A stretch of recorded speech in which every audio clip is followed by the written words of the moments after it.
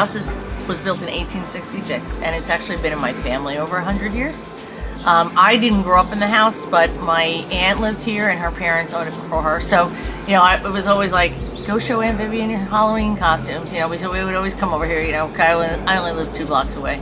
And then when my aunt went into a nursing home 30 years ago, my husband and I bought it. And then I've been here ever since. And what it used to look like, this house actually had no grass. Now to see the yard now, it's kind of a bit of a surprise. But they love to garden, but they were very elaborate English kind of gardens. So there were, if you see the red brick that's on my walkways, that was all through the entire yard. And they had, I mean, there were tons of pine trees and shrubs and iris gardens and a lot of ivy. You know, so then, you know, over the period of time, and then in 2007, we put sod down, and then ever since, you know, I tried to make, I like more of a park-like setting, you know, so when the kids were younger, they could play soccer out here, you know. So when my kids were about 3 and 5, I worked at Prudential in Homedale, and one of my coworkers, I'm going to say Sharon Aspenberg is her name, she was a master gardener. And when she was moving to Arizona, she said, come to my house and come and get perennials, a bunch of flowers. So the kids and I went with our ShopRite bags, right? Because that's the easiest thing to do. You just put the plants in a ShopRite bag and bring them home. And if you see the big African daisies that are in my yard, they all started from probably 4 African daisies that were donated to me 25 years ago. Yeah.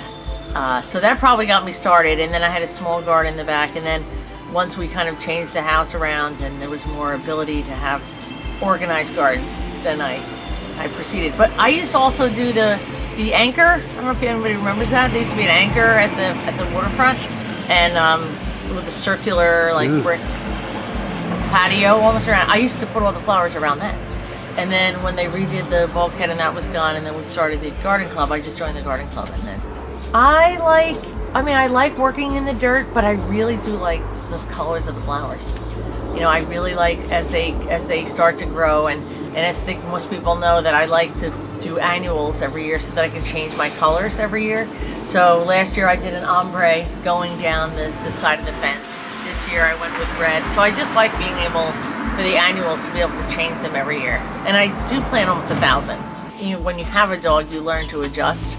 So when he sees people, he runs along the fence. You won't see any flowers along the fence. Yeah. So I've made little pathways where at this point he's just like Pavlov's dog. I don't know where he went, but Pavlov's dog, he just knows not to step on them. Although yesterday when I was weeding, I did notice some of the plants were broken over them. Like, I think that's 104 pounds of weight.